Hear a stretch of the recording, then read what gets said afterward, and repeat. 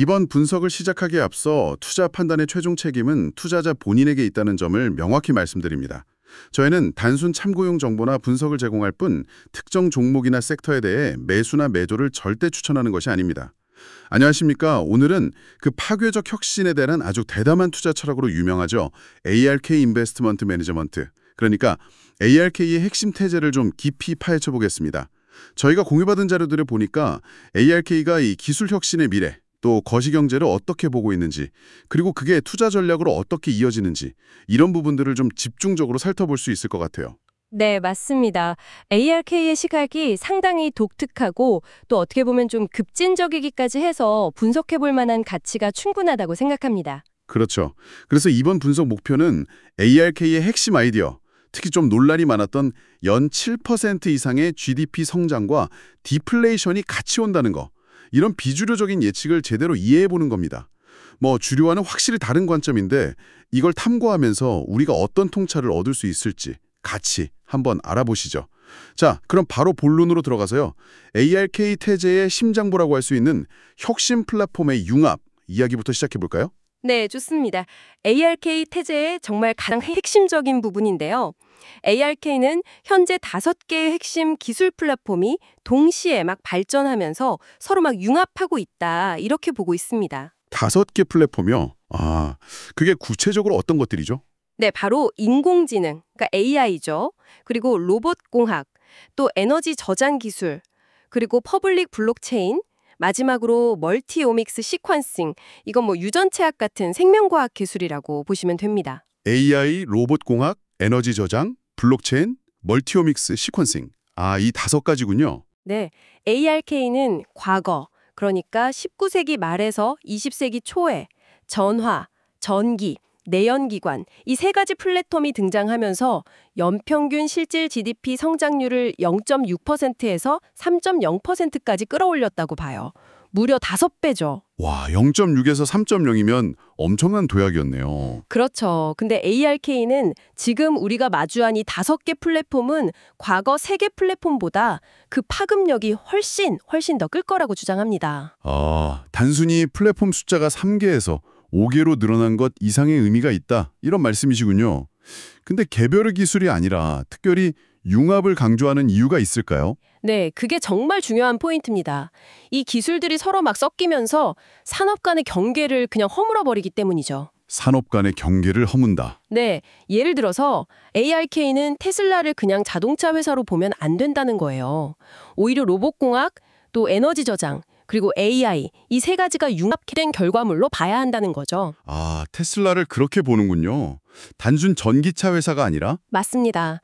이런 식의 융합이 계속 일어나니까 기존의 전통적인 산업별 분석, 자동차 산업, 에너지 산업 이렇게 나눠서 분석하는 걸로는 이런 새로운 기회를 제대로 포착하기가 어렵다는 겁니다. 그렇겠네요. 그래서 ARK는 리서치 조직 자체도 전통적인 산업 분석가가 아니라 이 기술 플랫폼 중심으로 구성해야 한다, 이렇게까지 주장합니다. 리서치 방식 자체를 바꿔야 한다. 상당히 급진적인 주장이네요. 이런 기존 분석 틀로는 한계가 있다는 지적이군요. 그럼 구체적인 융합 사례를 좀 더 들어보면 이해가 쉬울 것 같습니다. 대표적인 예가 바로 아까 잠깐 언급된 로봇공학, 에너지 저장, AI가 결합된 자율이동성 분야입니다. 자율이동성, 로보택시 같은 거 말씀하시는 거죠? 네, 맞습니다. 미국 오스틴이나 샌프란시스코 같은 일부 도시에서 이미 로보택시가 상호 동행을 시작했잖아요. IRK는 이걸 기술 확산의 S커브에서 아주 가파른 성장 구간, 소위 말하는 스위스팟에 진입한 신호로 해석합니다. 이제 본격적인 성장 궤도에 올랐다, 이렇게 보는 거군요. 그렇죠.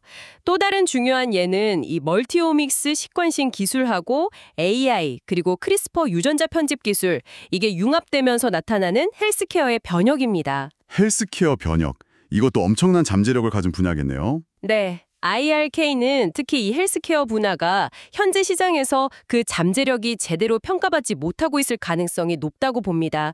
뭐랄까, 숨겨진 기회가 많다는 거죠. 그렇군요. 결국 이 5개 플랫폼의 융합이 만들어내는 파급력은 과거 세계 플랫폼 시대보다 훨씬 클 것이다. 이게 IRK의 핵심 가정이 되는 거네요. 맞습니다. 그리고 이게 바로 연 7% 이상의 GDP 성장 예측의 근거가 되는 거고요. 정확합니다. 이게 그냥 단순히 1 더하기 1은 2 이런 식의 합산이 아니라 비선형적, 그러니까 기하급수적인 성장을 예측하는 겁니다. 곱셈의 화가라는 거죠. 기하급수적 성장. 네. 근데 바로 이 지점이 어떻게 보면 가장 큰 리스크이기도 합니다. 리스크요. 어떤 리스크죠? 이 기술 확산과 융합이 실제로 언제 그리고 얼마나 빠르게 일어나느냐, 이 타이밍과 속도 레이트가 IRK 포트폴리오의 성패를 가르는 핵심 변수가 된다는 거죠. 아, 예측은 했지만 그게 언제 현실화될지는 불확실하다는 거군요. 그렇죠. 그래서 ARK가 투자자들에게 항상 강조하는 게 최소 7년 이상의 장기 투자 기간입니다. 단기적인 주가 변동성 같은 걸 견뎌내야만 이 근본적인 혁신의 과실을 온전히 얻을 수 있다는 논리죠. 타이밍과 속도, 결국 시간과의 싸움이네요. 말씀하신 대로 정말 장기적인 인내가 필요하겠군요. 자, 그럼 ARK의 또 다른 파격적인 주장으로 넘어가 보죠. 바로 디플레이션 속 호황이라는 아주 비주류적인 거시경제 전망입니다. 이건 정말 논란이 많았죠. 네, 맞습니다. ARK의 거시경제 전망은 정말 주류 경제학계 예측과는 극명하게 갈립니다. 대부분의 기관들이 향후 연 2.6% 정도 성장을 예측하는데요. 네, 그 정도가 일반적이죠. 근데 ARK는 향후 5년에서 10년간 연평균 실질 GDP 성장률이 무려 7% 이상으로 가속화될 거다 이렇게 봅니다. 7%요? 와, 지금 수준의 몇 배인데요? 그렇죠. 그런데 더 놀라운 건 이렇게 고성장을 하면서 동시에 인플레이션은 0% 이하, 즉 디플레이션이 발생할 거라고 예측한다는 점입니다. 성장률 7%에 물가는 마이너스, 디플레이션. 와, 이건 정말 상식하고는 좀 반대되는 이야기 같은데요. 언뜻 들으면 모순 같기도 하고요. 어떻게 이게 가능하다고 보는 건가요? 성장의 동력은 앞서 말씀하신 그 5대 플랫폼 융합인 건 알겠는데. 네, 맞습니다. 초고속 성장은 오직 이 5개 혁신 플랫폼이 가져올 막대한 생산성 향상 때문이라고 봅니다. 그 외에 다른 요인은 거의 없다고 봐요. 생산성 향상. 네. 여기에 추가적으로 법인세 인하라든지 R&D나 설비 투자 비용을 즉시 상각해주는 그런 세제 정책이 뒷받침된다면 기술 채택 속도가 더 빨라지는 촉매제가 될 수 있다. 이 정도 언급은 합니다. 알겠습니다. 그럼 디플레이션은 왜 온다고 설명하는 거죠? 보통 경제가 빠르게 성장하면 물가는 오르는 게 일반적인 현상 아닌가요? 수요가 늘어나니까요. 그게 바로 ARK 시각의 독특한 점인데요. ARK는 이 기술 혁신 자체가 생산 비용을 구조적으로 그리고 아주 급격하게 낮추기 때문에 디플레이션이 온다고 설명합니다. 기술 발전이 비용을 낮춘다. 네. 그리고 이걸 좋은 디플레이션, 굿 디플레이션이라고 부릅니다. 과거 대공황 때처럼 수요가 부족해서 물가가 떨어지는 그런 나쁜 디플레이션과는 근본적으로 다르다는 거죠. 좋은 디플레이션이라 흥미로운 개념이네요. 구체적인 예를 들어주실 수 있나요? 예를 들어 AI 훈련 비용 같은 경우 연평균 75%씩 감소할 것으로 예상하고요. 실제로 유전자 시퀀싱 비용은 이미 지난 몇 년간 엄청나게 급락했습니다. 아, 그런 핵심 기술 비용 자체가 싸지는군요. 그렇죠. 이런 핵심 기술들의 비용 하락이 관련 산업 전반으로 퍼져나가면서 결국 최종 제품과 서비스의 가격 하락 압력으로 작용할 거라는 논리입니다. 생산성이 너무 높아져서 가격이 떨어지는 거죠. 기술 발전이 비용을 낮춰서 물가가 떨어지는 좋은 디플레이션이라. 네, 확실히 전통적인 경제학 관점과는 상당히 다른 해석입니다. 이런 전망은 기존 경제 모델에는 어떤 의미를 가질까요?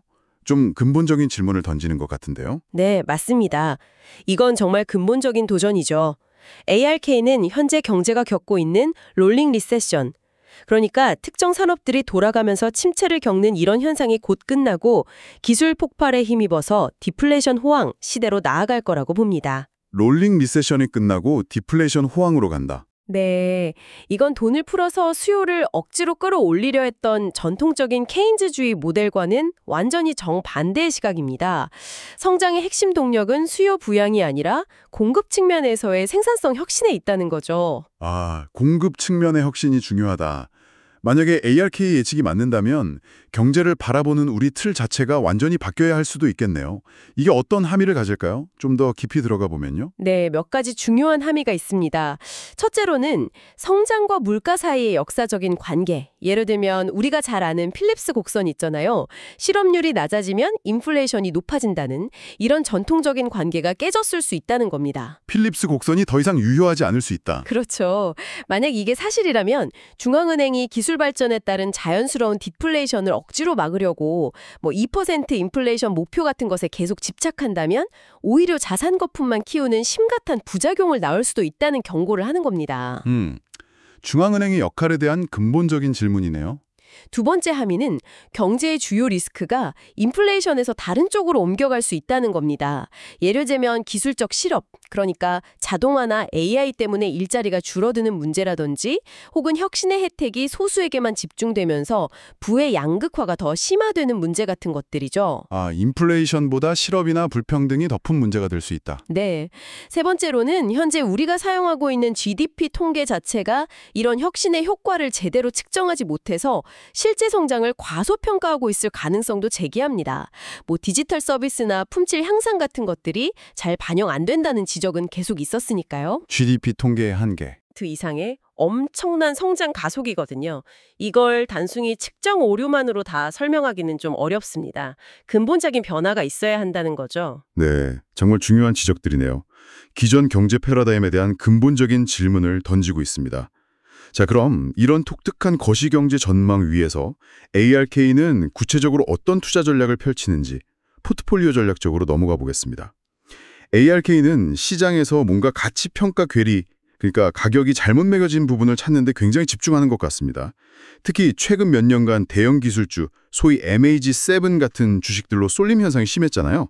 여기서 기회를 본다는 거죠. 네, 맞습니다. 2019년부터 2024년까지 시장이 극심하게 양극화되었다고 진단합니다. 말씀하신 MAG6, ARK는 여기서 테슬라를 제외하고 봅니다. 이런 초대형 현금 부자 기업들의 가치는 이 기간 동안 무려 3배나 증가했어요. 3배나요? 엄청나네요. 네, 그런데 같은 기간 동안 ARK가 주목하는 진정한 파괴적 혁신 기업들, 그러니까 좀 더 초기 단계의 혁신 기업 주가는 평균적으로 30% 상승에 그쳤다는 겁니다. 3배 대 30% 상승. 와, 격차가 정말 엄청나군요. 왜 이런 차이가 났다고 보나요? ARK는 이게 주로 팬데믹 이후에 안전자산 선호 심리가 강해졌기 때문이라고 분석합니다. 불확실성이 크니까 다들 크고 안정적인 기업으로 몰려갔다는 거죠. 근데 ARK는 이 고무줄처럼 너무 과도하게 늘어난 가치 격차가 이제 다시 해소되기 시작했다. 이렇게 주장하고 있습니다. 그 벌어졌던 고무줄이 이제 다시 오므라들기 시작했다. 그렇다면 이 되돌림이 본격화되면 혁신 주식들의 수익률은 어느 정도로 기대한다는 건가요? 타드방이 아주 공격적입니다. 향후 5년간 이런 파괴적 혁신 주식들이 연평균 복합성장률 CAGR로 40%에서 45%를 달성할 것으로 예측합니다. 연평균 40에서 45%요? CAGR로? 와, 이건 정말 대단한 목표치인데요. 어떤 근거로 이렇게 높게 예측하는 거죠? 네, 이건 ARK 자체 모델링 결과에 기반하는데요. 혁신 기술과 관련된 글로벌 주식 시장의 전체 가치가 2030년까지 현재 약 19조 달러 수준에서 무려 220조 달러까지 급증할 거라는 예측을 하고 있습니다. 19조 달러에서 220조 달러로 10배 이상 커진다는 거네요. 2030년까지. 와. 네, 시장 파이 자체가 그렇게 커질 거기 때문에 그 안에 혁신 기업들도 엄청난 성장을 할 거라는 거죠. 네, 알겠습니다. 연 40, 45%라는 엄청난 목표를 달성하기 위해서 ARK는 구체적으로 어떤 운용 방식을 사용하나요? 크게 두 가지 특징이 있습니다. 첫째는 S&P 500 같은 벤치마크 지수를 전혀 따라가지 않는다는 겁니다. 대신 자기들이 정말 확신하는 소위 고도의 확신, 하이 컨빅션을 가진 소수의 종목에 집중적으로 투자하는 매우 적극적인 운용을 합니다. 벤치마크 추종 안 하고 소수 종목 집중 투자. 네. 그리고 두 번째 특징은 아까도 잠깐 나왔지만 최소 7년 이상의 아주 장기적인 투자 시계를 가지고 간다는 점입니다. 단기 실적이나 시장 변동성에 흔들리려는 거죠. 집중 투자와 장기 보유. 어떻게 보면 단순해 보이는데 그럼 시장 상황이 안 좋을 때나 너무 좋을 때는 좀 유연하게 대응하기도 하나요? 아니면 그냥 쭉 가져가나요? 유연성도 있습니다. ARK는 시장 상황에 따라서 포트폴리오의 집중도를 조절하는 일종의 동적 리스크 관리 전략을 사용한다고 설명합니다. 동적 리스크 관리요? 그건 어떻게 하는 건가요? 예를 들어 약세장, 그러니까 시장이 안 좋을 때는 오히려 더 확신이 강한 소수의 핵심 종목으로 포트폴리오를 더 집중, 컨센트레이 한다고 합니다. 어설픈 종목들을 덜어내고 믿는 종목에 집중하는 거죠. 약세장이 올 리로 더 집중한다. 보통은 분산할 것 같은데 반대네요. 네, 그렇죠. 반대로 강세장, 시장이 좋을 때는 IPO 시장이 다시 열린다거나 새로운 기회들이 보이면 포트폴리오를 좀 더 분산, 다이버시파이 하는 방향으로 나아간다고 합니다. 강세장에는 분산. 흥미로운 전략이네요. 현재는 어떤 국면으로 보고 있나요? 현재는 강세장이 좀 더 확산되는 국면으로 보고 있어서 점진적인 분산을 고려할 시점이다. 이렇게 판단하는 것 같습니다. 네, 알겠습니다. 그럼 종목을 선정하고 비중을 결정할 때는 어떤 기준들을 사용하나요? 아까 고도의 확신이라고 하셨는데 그 확신을 어떻게 평가하는지가 궁금하네요. 네, AIK는 자체적으로 6가지 핵심 기준을 가지고 아주 엄격하게 평가한다고 밝히고 있습니다. 6가지 기준이요? 네, 첫째는 경영진의 퀄리티와 기업 문화, 둘째는 그 경영진의 실행 능력, 셋째는 경제적 해자, 그러니까 경쟁 우위가 얼마나 탄탄한가, 넷째는 제품이나 기술 리더십, 다섯째는 가치평가, 즉 밸류에이션인데요. 이건 향후 5년간 최소 연평균 15% 이상의 수익률을 기대할 수 있어야 한다는 기준이 있습니다. 최소 연 15%. 기준이 꽤 높네요. 그리고 마지막 6번째는 뭔가요? 여섯 번째는 태제 리스크입니다. 이건 해당 기업이나 기술에 대한 AIK의 핵심 투자 가설 자체를 흔들 수 있는 외부 요인들을 말합니다. 예를 들면 새로운 규제가 생긴다거나 지정학적 갈등 혹은 경제환경 변화 같은 것들이죠. 경영진, 실행력, 해자, 기술력, 밸류에이션, 그리고 태제 리스크. 이 6가지군요. 이 기준들을 종합적으로 볼 때 ARK가 특히 더 중요하게 생각하는 건 뭘까요? 예를 들어 단기적인 재무 상태 같은 것보다는 장기적인 잠재력이나 그 태제 리스크를 더 중시하는 경향이 있다는 이야기도 있던데요. 네, 정확히 보셨습니다. AIK의 가치평가는 현재 이익이나 현금 흐름 같은 단기 지표보다는 미래의 총 잠재 시장 TAM, Total Addressable Market 규모나 해당 기술이 세상을 얼마나 바꿀 수 있는지 그 기술 궤도 자체에 훨씬 더 초점을 맞춥니다. 기본적으로 5년 이상의 장기 모델을 사용하죠. 현재보다는 미래의 큰 그림을 본다. 네. 그렇기 때문에 단기 실적보다는 이 장기적인 투자 가설, 즉 태제 자체를 위협할 수 있는 요인들, 아까 말씀드린 그 태제 리스크를 관리하는 게 굉장히 중요해집니다. 규제가 갑자기 바뀐다거나 예상치 못한 기술적 난관에 부딪힌다거나 혹은 지정학적 문제로 사업 환경이 악화된다거나 하는 것들이죠. 네, 장기 비전과 그 비전을 위협하는 리스크 관리가 핵심이군요. 잘 알겠습니다. 자, 그럼 이제 ARK가 정말 높은 확신을 가지고 투자하는 대표적인 자산들, 바로 테슬라와 비트코인 이야기를 좀 더 자세히 해보죠. 먼저 테슬라입니다. ARK는 왜 그렇게 테슬라에 강한 확신을 가지고 있는 걸까요? 네, ARK 포트폴리오에서 테슬라가 차지하는 비중이 상당하죠. ARK는 테슬라를 아까 말씀드렸듯이 단순한 전기차 회사가 아니라 로봇공학, 에너지 저장, 그리고 인공지능, AI, 이 3가지 혁신 플랫폼이 완벽하게 융합된 결정체로 봅니다. 기술 융합의 결정체. 구체적으로 어떤 면에서 그렇게 보나요? 우선 테슬라 차량 자체가 그냥 자동차가 아니라 바퀴 달린 로봇이자 엄청난 양의 데이터를 실시간으로 수집하는 장치라고 보는 거죠. 그리고 테슬라의 뛰어난 배터리 기술은 전기차를 넘어서 에너지 저장 시스템, ESS 사업으로 확장될 수 있고요. 이 모든 것을 가능하게 하는 게 바로 테슬라의 강력한 AI 역량이라는 겁니다. 자율주행 기술이 대표적이죠. 차량, 배터리, AI, 이 3가지 축이 다 강력하다. 네. 여기에 더해서 최근에 공개한 휴머노이드 로봇 옵티머스의 잠재력까지 더해지면서 RK는 테슬라가 단순 제조업체를 넘어서는 플랫폼 기업이 될 거라고 보는 겁니다. 그래서 미래 가치를 그렇게 높게 평가하는 거군요. 구체적으로 어느 정도까지 보고 있나요? 네, 아주 구체적인 목표치를 제시하는데요. 완전 자율주행 기반의 로보틱스 서비스가 상용화되고 또 휴머노이드 로봇 옵티머스가 실제 산업 현장에 투입되기 시작하면 5년 안에 테슬라 주가가 주당 $2,600까지 갈 수 있다고 봅니다. 5년 내에 $2,600요? 지금보다 훨씬 높은 수준인데요. 네. 그리고 더 나아가서 10년 안에는 기업 가치가 8.5조 달러에서 9조 달러까지 이를 수 있다고 예측합니다. 8.5조에서 9조 달러?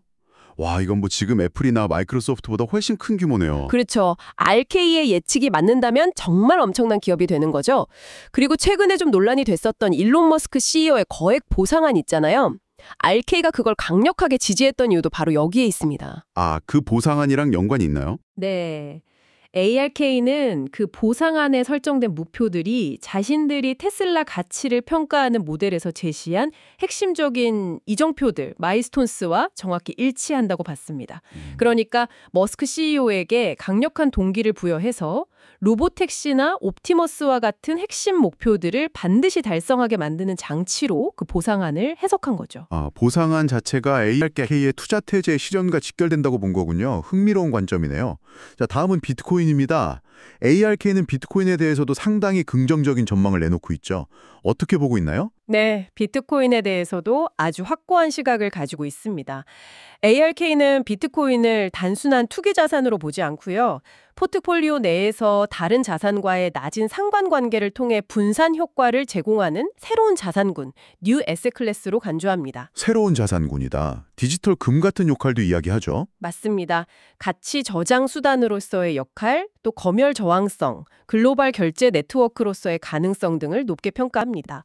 특히 기관 투자자들의 채택이 늘어날 거라는 점을 중요한 성장 동력으로 보고 있습니다. 기관 투자자 채택, 그래서 2030년 목표 가격도 상당히 높게 제시했던데요. 네, 기관 투자자들이 포트폴리오의 약 6.5% 정도를 비트코인에 할당한다고 가정하고 또 디지털 금으로서의 역할이 커진다는 시나리오 등을 종합해서 2030년까지 비트코인 개당 가격이 150만 달러에 이를 수 있다는 강세 시나리오, 불케이스 목표치를 제시했습니다. 150만 달러, 이것도 엄청난 가격인데요. 근데 제가 듣기로는 이론적으로는 380만 달러까지도 제시했다는 이야기가 있던데요. 그건 어떤 근거인가요? 아, 네. 그건 좀 더 이론적인 계산인데요. 현대 포트폴리오 이론, 모던 포트폴리오 시어리라는 게 있습니다. 위험 대비 수익률을 최적화하는 자산 배분 방법을 찾는 이론이죠. 네, MPT 들어봤습니다. ARK가 이 MPT 모델을 사용해서 위험 조정 수익률 지표인 샤프 지수, 샤프 레이쇼를 극대화하려면 포트폴리오에 비트코인을 얼마나 담아야 하는지 계산을 해봤어요. 그런데 그 결과가 놀랍게도 전체 포트폴리오의 19%에 달한다는 결과가 나왔습니다. 19%요? 와, 그건 정말 파격적인 비중인데요. 보통 뭐 1, 2% 정도 이야기하는데. 그렇죠. 굉장히 높은 비중이죠. 그래서 ARK는 만약 전 세계 투자자들이 실제로 이렇게 포트폴리오의 19%를 비트코인에 할당한다면 그 수요를 감당하기 위해 비트코인 가격이 이론적으로는 개당 380만 달러까지 상승해야 한다는 계산 결과를 제시한 겁니다. 아, 모든 투자자가 최적 비중인 19%를 담는다면 도달할 수 있는 이론적 가격이 380만 달러다. 이건 정말 이론적인 상한선 같은 거겠네요. 네, 맞습니다. 어디까지나 MPT 모델에 기반한 이론적인 수치죠. 근데 이 MPT를 비트코인 같은 자산에 적용하는 것에 대한 비판적인 시각도 있지 않나? 네, 아주 중요한 지적입니다. MPT는 기본적으로 자산의 위험을 주로 변동성으로 치전합니다. 표준 편차 같은 걸로요. 그런데 비트코인처럼 변동성이 극단적으로 크고 또 가격 분포가 정균 분포를 따르지 않는 자산의 경우에는 이 변동성만으로는 실제 위험, 특히 예상치 못한 극단적인 폭락 가능성, 소위 꼬리 위험을 제대로 반영하지 못할 수 있다는 비판이 있습니다. 아, MPT가 비트코인의 진짜 위험을 과소평가할 수 있다. 그렇죠. 따라서 MPT 결과만 보고 19%를 할당하거나 380만 달러를 목표가로 삼는 것은 좀 위험할 수 있고요. 어디까지나 이론적인 참고 수치로 봐야 한다는 점을 명심해야 합니다. 네, 알겠습니다. 테슬라나 비트코인 모두 ARK의 혁신 태제를 대표하는 자산이지만 리스크도 분명히 존재하네요. 특히 아까 테슬라 CEO 보상안 이야기 나왔듯이 이런 창업자가 주도하는 기업의 지배구조 문제 같은 것도 리스크 요인이 될 수 있겠어요. 네, 그것도 ARK가 중요하게 보는 태제 리스크 중 하나입니다. 특히 테슬라처럼 창업자의 리더십과 비전에 대한 의존도가 매우 높은 기업의 경우에는 그 경영 구조의 안정성이나 법적인 환경 변화가 기업 가치에 직접적인 영향을 줄 수 있습니다. 그렇죠. 실제로 ARK 인베스트 자체가 최근에 법인 본사의 주소지를 기존 델라웨어주 밖으로 옮기기로 결정했는데요. 이것도 이런 맥락에서 해석될 수 있습니다. 아, ARK가 델러웨어를 떠나기로 했다고요?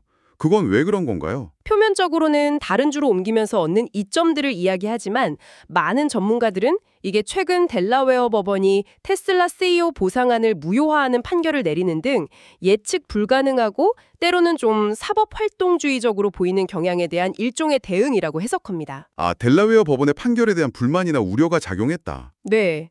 기업 지배구조의 안정성이나 법적 환경의 예측 가능성 자체가 이제 혁신 기업의 가치를 평가하는 데 있어서 아주 중요한 태제 리스크 요인이 되어버렸다는 걸 보여주는 상징적인 사건이라고 할 수 있죠. 네, 기업 자체의 기술이나 시장뿐만 아니라 그걸 둘러싼 법이나 제도, 지배구조 문제까지 다 고려해야 하는군요. 자, 그럼 마지막으로 ARK가 제기하는 또 다른 문제, 바로 투자 접근성 문제, 즉 공인 투자자 제도에 대한 비판과 방금 말씀하신 델라웨어 이전 문제를 조금만 더 짚어보고 마무리하도록 하죠. 네, ARK는 현재 미국의 공인 투자자 Accredited Investor 제도에 대해 아주 강하게 비판하고 있습니다. 이 제도는 기본적으로 일정 수준 이상의 자산이나 소득이 있는 사람만 고위험 고수익 가능성이 있는 사모시장 투자, 예를 들어 비상장 기업 투자 같은 것들 참여할 수 있도록 제한하는 제도인데요. 네, 우리나라도 비슷한 제도가 있죠. 전문 투자자 제도. 그렇죠. 근데 ARK는 이런 제도가 오직 부의 기준에만 의존해서 일반 대중들이 오픈 AI 같은 혁신적인 비상장 기업에 초기에 투자해서 큰 수익을 얻을 기회를 원천적으로 막는 것은 매우 비미국적, 언어메리칸이고 불공평하다고 주장합니다. 부자들만 좋은 투자 기회를 독점하게 만든다. 이런 비판이군요. 네. 그리고 이게 결국 부의 양극화를 더 심화시키고 사회적인 불만과 불안장을 야기할 수 있다고 경고합니다. 그래서 ARK는 이 기준을 바꿔야 한다고 주장하는데요. 어떻게 바꿔야 한다고 하나요? 부 기준 대신에 금융 이해도를 측정하는 테스트를 통과하거나 관련 자격증을 취득하는 등 지식이나 이해력 기반의 기준으로 제도를 바꿔서 더 많은 사람들이 혁신 투자의 과실을 공유할 수 있도록 해야 한다고 주장합니다. 아, 돈이 아니라 지식으로 투자 자격을 주자. 상당히 합리적인 대안 같기도 하네요. 투자 기회 평등 문제 제기군요. 그리고 델라웨어 이전 결정은 아까 잠깐 나왔지만 역시 법적인 예측 불가련성 때문이라는 거죠. 델라웨어 법원의 예측 불가능성과 사법 활동주의에 대한 우려가 결정적인 계기가 된 것으로 보입니다. 기업 입장에서는 안정적이고 예측 가능한 법적 환경이 중요한데 델라웨어가 그렇지 못하다고 판단한 거죠. 그렇군요. 이건 단순히 한 기업의 주소지 이전 문제를 넘어서 기업 지배구조의 안정성 자체가 혁신 기업의 가치를 평가하고 투자하는 데 있어서 얼마나 중요한 태제 리스크가 되었는지를 명확하게 보여줍니다.